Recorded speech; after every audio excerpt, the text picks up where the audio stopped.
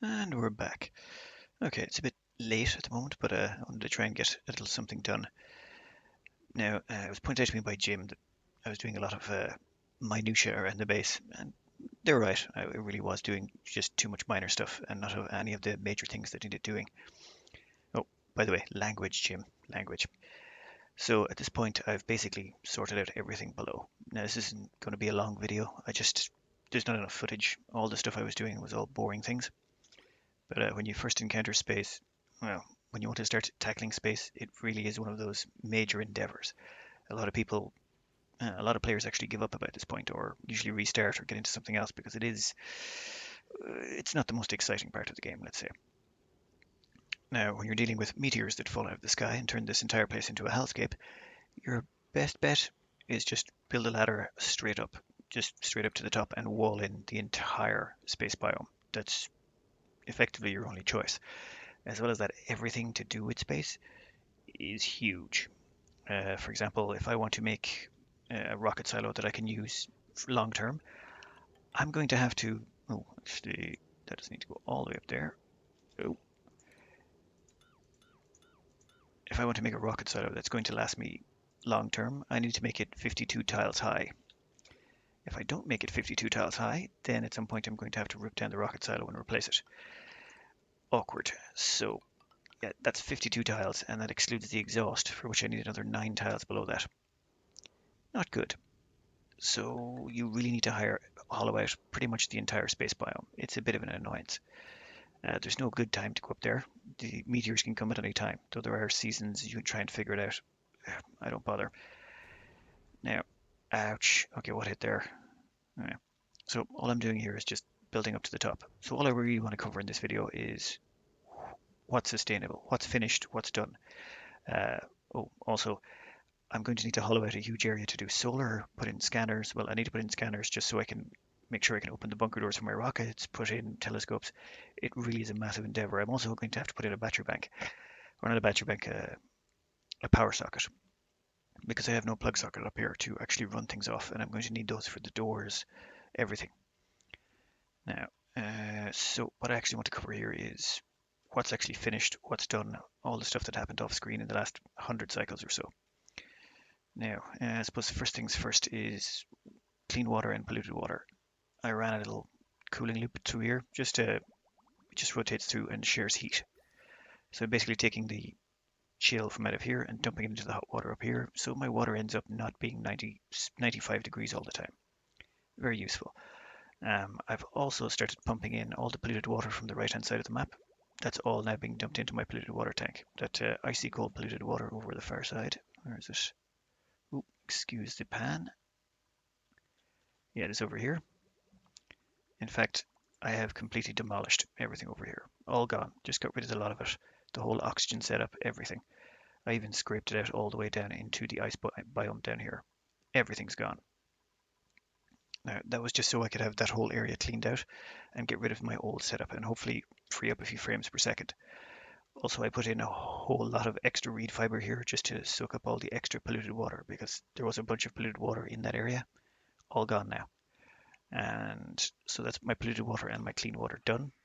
My food is sustainable off these. Uh, yeah, I tidied up the crude oil tank. That's my backup tank. This is my primary, and this is really the only bit that's very important. This hydro sensor here is set to 500 kilos. If it goes above 500 kilos, it activates this second shut off. Let's see. Yeah, how can I explain this? This one here will always be on, and it provides 6 kilos of throughput. If the pressure in here goes above 500 kilos, this one activates and starts draining the tank a bit more. Though I'm pretty sure my slicksters are doing more than I need, so I might want to up this a little bit. Say we'll make you 6.2. So this should mean that the crude oil in here should never get too high, and if it does get too high, it'll start draining out because it'll activate the second overflow valve. So this means my crude oil won't overflow or underflow.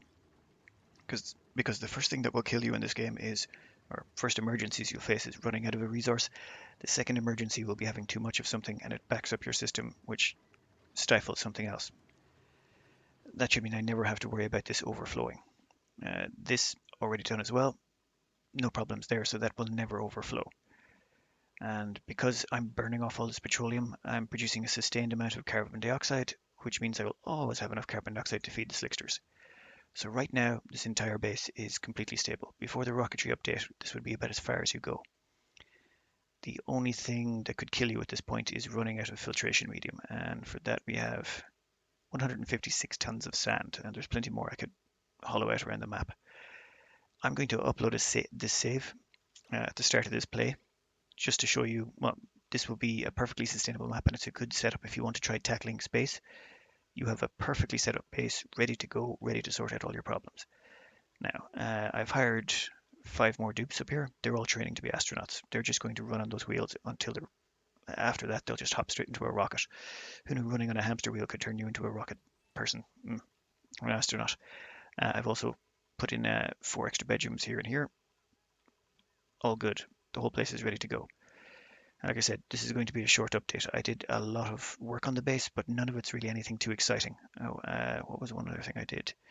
I enlarged the magma tank. Yeah, that was a lot of fun. Also, a little bit dangerous. I will say though, this does feel incredibly dangerous.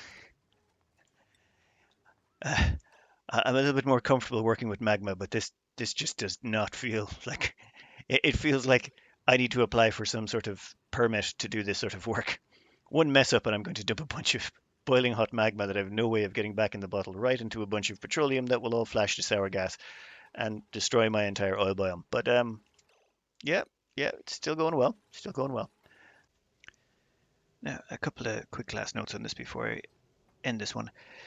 When you're building up here, mafic rock is what you want to use. It's the closest rock source and there's plenty of it. Another thing, you're going to want to stockpile steel and plastic close, well, at least steel anyway. So if you look down here, I have a couple of storage bins and I've crammed them full of steel. And there's one storage bin here full of plastic. The reason for that is if you don't cram these here, when your duplicants go to uh, place a steel tile up here, they'll go all the way down to your industrial brick, pick up the steel, come back with 1 tile's worth or 100 kilos, drop it off, build it, and then probably have to go all the way back down to the industrial brick again. This way, all they have to do is go up and down here, just slide down the ladder and they're good to go. So all I'm going to be doing for, well, probably several more hours of this. This is rather slow at the moment. My frame rate's down to 10 FPS. I can kind of understand why some people use the speed mod. I may actually have to look into using that because playing it at the speed, I literally played for hours and hours this when my few days off, and there was just no way I could get any decent footage. It was all just boring grind. So I'll hollow out here. I'll have to put in a battery bank over probably this side. My rocketries will go off this side. I'll have to hollow out a 52 tile high area here for the first rocket section. I'll have to hollow out a huge area over here for the scanners. The scanners require to be 15 tiles from the roof of the map. They also require to be 15 tiles from the solar panels I'm going to be putting beneath them. I'm basically going to be demolishing the entire space biome and covering the roof of it in steel tiles. That's pretty much all I'm looking forward to. Anyway, I did want to get a longer update than this, but there's literally just no real good footage. And I'll probably get nothing out tomorrow either as well. There's nothing going to be going on except a lot of digging. So I'll try and get an extra video next week, but I'm not going to make any promises, and I'll have to look into that speed mod. Apologies that there's nothing else more to show you, but it's just been the way it is. Yeah, hope you enjoyed what little there was, and good luck.